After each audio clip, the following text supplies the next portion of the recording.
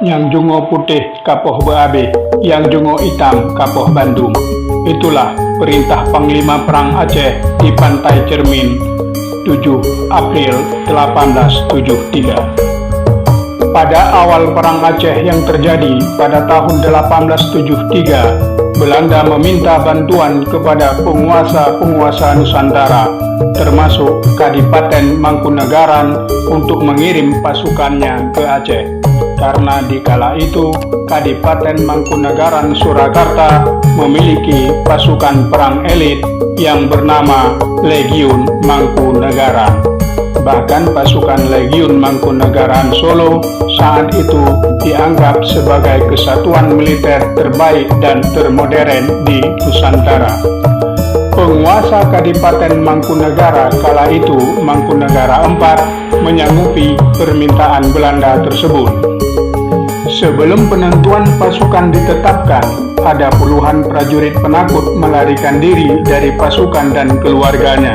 Sementara sebagian besar, lebih dari 90% pasukan dengan lapang dada menunggu keputusan penguasa Mangkunegaran.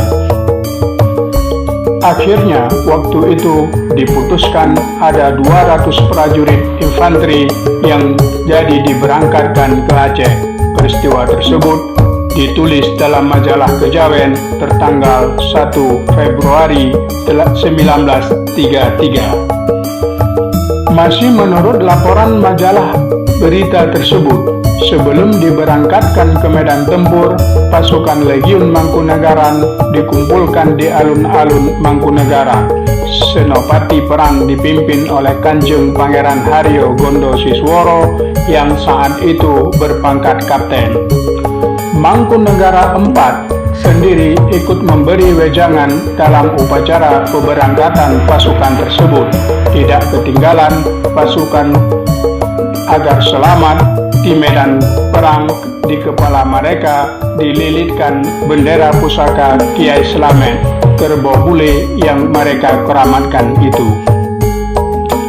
Usai upacara pemberangkatan, pasukan Legiun Mangkunegaran yang ditugaskan dalam Perang Aceh diantar ke stasiun Balapan untuk naik kereta api ke Batavia.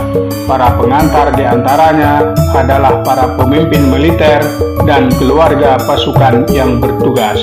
Mengakhiri laporan itu, setiap keluarga prajurit Legiun Mangkunegaran yang bertugas di Aceh mendapat jatah gaji bulanan.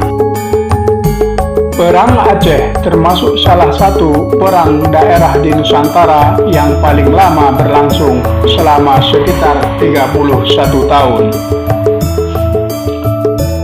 Kepala Markas Besar Komando Panglima Perang merangkap komisaris pemerintah disediakan suatu kesatuan dengan diperbantu kepada perwira Legiun Mangkunegaran, Pangeran Aryo Gondosisworo, perwira Pakualam, RMP Pakuning Prang, Ritmaster Barisan Bangkalan, Pangeran P. Adinogoro, dan perwira Barisan Semenep RAP Kromo.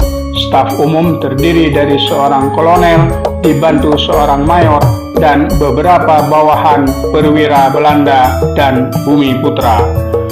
Jumlah keseluruhan kekuatan adalah 389 perwira dan 7.888 bawahan, 16 orang pegawai sipil, 32 orang perwira dokter, dan jika dimasukkan 3.605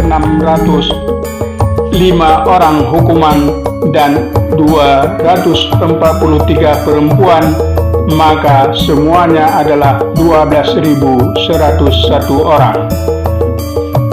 Turut pula 3 orang pegawai agama, 1 Feldpredikster, 1 pastor, dan 1 guru agama HM Ilyas dari Semarang, 1 barisan palang merah, serta kaki tangan Belanda lainnya, serta utusan Mas Sumo Widikjo. Dalam agresi ini, selain Jenderal Mayor Perspeek sebagai orang kedua, turut tokoh-tokoh senior militer Belanda, Jenderal Mayor H. Pel, Kolonel GBT Wigger van Kersum, Kolonel Van Dalen, Letnan Kolonel K. van der Heidens, Letnan Kolonel F. Egel, Letnan Kolonel J.C. van Til, Rijksmeester VKT van Wonderos. Komandan Artileri Letnan Kolonel H.C. Baumeister, di samping banyak mayor dan kapten serta perwira bawahan yang sudah tangkas berperang.